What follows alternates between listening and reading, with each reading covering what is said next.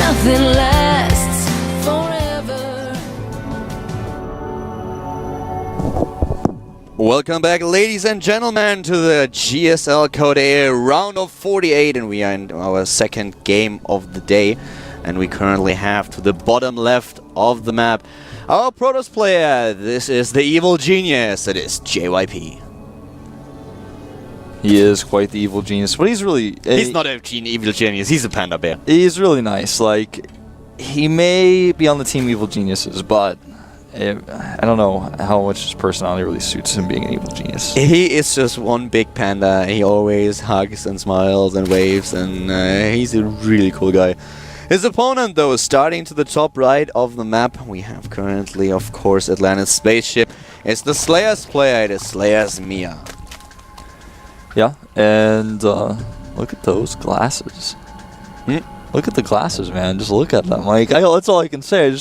I want to look at them and figure them out, but I don't know what the answers to those glasses are. You know, most people would say glasses don't require an answer, but I feel like when I look at those glasses, I feel like they're asking me something. But I don't know what they're asking me. I may lay awake at night trying to remember this. The one thing that we were asking of Slayers just recently was, by the way, a massage. Guys, you have no idea. That is really... I would be willing to pay Seller money if he just massages me a couple of times a month. Yeah. This guy is insane. I think that the Slayers players would probably do so much better just in general and even win Team League if a Seller would stop being a coach but a professional masseuse and would offer to massage them every single time they win a map. Yeah. That would work. I bet he does walk around and massage them. You know, it seems like his personality type. You know what I mean? Like, he just kind of randomly gives us massages. Imagine being in a team house with that guy. You lose a game, you're really pissed because you like messed up your engagement, or you know you didn't see that he 2 racks and you die. But then Sella just gives you a massage and you just forget all about it. It's probably pretty nice. I'm not kidding. If I was a girl, I would marry Sella. For the massages only. It is insane. It's really insanity. I mean, we are ranting a little bit about it, and we're just going on. We are just talking about it non-stop. But you have to experience it. It is unbelievable. Yeah. Well, it's a shame that I expect 99.999% of people who are listening to this will never get to experience it. But you know, if you're one of the lucky people who gets to come out here and make Sully your friend, even if you don't make him your friend, he'll probably still want to give you a massage. You might get that. You have to come to Korea first, so I recommend that. Because Sella probably won't visit you in Ohio. It's not likely, I would say. Double hatch now, of course, for Miya, who was slightly denied by the probe. This is a huge map, and this most of the time works in favor of the Zerg player. But of course, early on, he has to do an excellent job scouting where exactly the probe is of his opponent. JYP here, he is already on 2 bases. He's starting with his wall and EG Teddy Bear. I don't know. This is one of the most cheery guys. I know he's always. He's everywhere, isn't he? He's at every single event, everywhere. Every time I'm at any event or I'm at some kind of qualifier, it doesn't matter if it's Korea, if it's in Europe, or it's in the US. He's always there. Yeah, I remember the first time when he was teamless and he qualified for Code S, or you know, when he went to the up and down matches and he was the only Code S player who was teamless at the time. I remember that day. I was so happy for him. He did really well, and I was going home on the subway, and he was on the same car as me. I didn't even notice him until he walked in, and then he just was so friendly to me. And it was my first time talking to him, actually, and he just told me how happy he was. And from that moment on, man, I've always really liked this guy. He's just so kind, and like you said, he's kind of like a teddy bear in some ways. Him and Lenok, those are to me the two Korean teddy bears. Who's the Terran Teddy then? The Terran Teddy? Yeah, because if we have a Protoss and a Zerg Teddy, there has to be a Terran Teddy. I don't think there's a Terran Teddy. I'm trying to think about one, but I can. Is it Polt? Pol's no. Pol is not a teddy bear. Nah, he's not. No, I Pol just is want awesome, him to be. but he's not a teddy bear. I just want him to be a Teddy, though. Imagine if Polt's a Teddy. No. Pol is awesome as he is. He doesn't need to be a teddy bear. I don't know. I don't think there is one. No, yeah, I'm trying to think, but I think you're right. I mean, I'm going through the list, and no, Terrans need a teddy. They need a Teddy, yeah.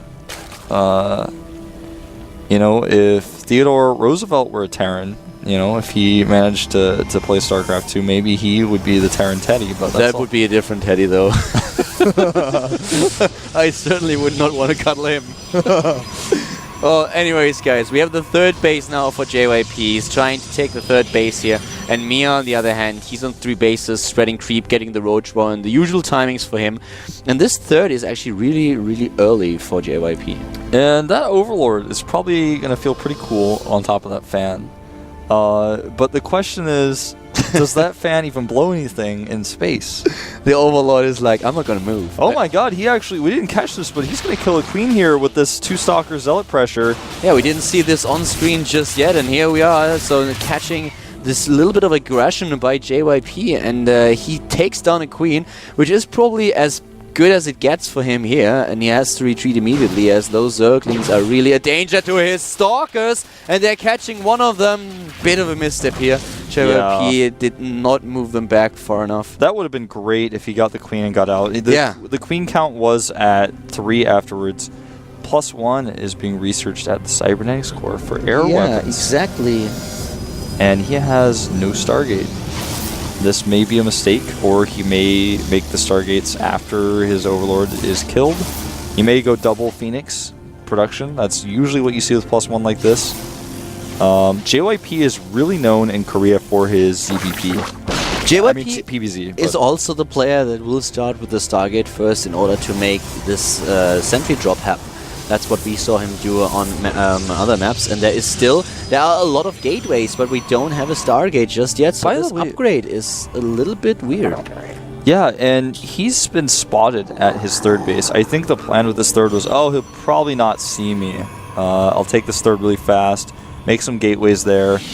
He's still got the +1 on the way. Okay, canceled it. I was actually getting excited. I'm like, all right, with the high yield gas and the triple gas to the third, maybe he makes a transition here.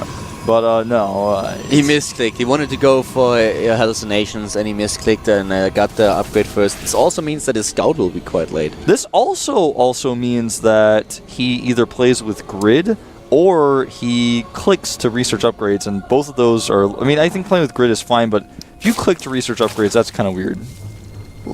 Maybe he did because he was currently just looking at the Cybernetics Core anyways, and I don't know. That's just something we learned about JYP today. Potentially. It's not even necessarily true. 4 more gateways going up right now, so he's going to have a ton of gateway production. Getting Blink, getting that +1 armor, and with the Twilight Council done, he can start +2 for his units very soon as well. Oh, Zealot could have denied that to him, but scouting is more valuable. This is a ninja Zealot. He actually dodges the army and scouts the 4th base, and then, well, not that ninja anymore. You know, he's like that guy when you when you want to go into a place where you don't have a pass, or a badge or anything, but you just walk in confidently. Yeah, you just like walk by. You just flash something. You show them your wallet, for example. You just flash the wallet and then you move on. Yeah, he just goes in and nobody stops. And everyone's like, oh, well, he looks really sure about himself, so I guess he does really work here. Zealot just did that, man. They're like, oh, it must be a changeling. Yeah, and they're just like, let him in. Pretty high infestor count now for Miya. He's currently building 8 infestors, and he's completely... He will end up in a position where he basically has more infestors than he does have roaches. So this composition that he has is not really designed to attack at this point, and I don't feel like he'll try to use this to attack, because JYP is a huge force. He will try to defend against this, and we even have a Colossus that has been hallucinated. Yeah, this is really cool because it's going to scare the Zerg player. He may even make a Spire as a result because he thinks he's going Colossus tech. The timing for that is a little bit off, though. More and more Stalkers. The gateway production is insane. Warp Prism there is the Spire. I mean, he already also needs it if he wants to transition into a Broodlord composition later on, but the timing is just really nice. Yeah, it feels a little bit forced. I like how he's just going to hit a 3-base timing with a ton of gateway units +2. And the Warp Prism, this is going to catch Miya a little bit off guard. He's supply blocked right now. The most important part, though, is that he does have the Infestors out. He's going to need a few Spinecrawlers, though, and 4 of them are started as I say this, because this push, I mean, we've seen on 3 bases with +3 before with a ton of Stalkers. We've seen Niden do something like this with Colossi, but this is just going to be a pure gateway push. It's like a 2-base push on 3 bases with, the 30% more gateways to support the, how much money he has. But he has the Templar Archive now on its way and just started the robotic space, so that's additional attack that he sets up. Nice. Blocks out the Infestors. Well done. The force field hits, but it only kills a few shields. That's all there is to it. So Miya has to be very, very careful as JYP is on 200 supply, and this run-by is not going to be as effective as it could have been. The Immortal making sure that most of these roaches die as JYP warps and stalkers to defend. And like you said, the Templar Archives is done. He's getting a robotic support bay as well. He's kind of got every tech in the book, and at 14.5 minutes, as a Protoss player being ahead in supply, you feel like the king of the world. And he's going to attack here with his Fate Colossi. This is really, really interesting how he's doing this. The Force Fields block most of the Infestors. A few Fungals go down. He tries to blink in to target some Infestors. Well done. Takes down 2 of them, and the additional warp-ins with the Warp Prism are doing so much damage. Traps a few Infestors here, and Miya is in a bit of trouble. He reinforces immediately with a lot of roaches, but JYP is actually making this work, even though he's behind in overall supply. He blinks in, takes down these really gas-heavy tech units, and this is a great engagement for JYP. The hallucinations are gone. Now the roaches come in, but JYP is blinking in a brilliant fashion. Stalker, one stalk at a time, really well done so far. Yeah, JYP really known for his Blink Micro in all matchups, and he is going to force Miya back here. Miya may just lose this game. His Greater Spire is finishing, but he doesn't have Corruptors. He doesn't have any means to use them. And he does not have the energy to use additional Fungals to stop those Stalkers from blinking. The roach count is dwindling down as JYP ties up the supply, blinks in again, takes down another Stalker, and he will reinforce before long. This is actually a great engagement here for JYP, and he's pushing forward slowly but steadily, trying to hit the 4th here. Yeah, he will take the 4th down 100%. There's no way to stop him.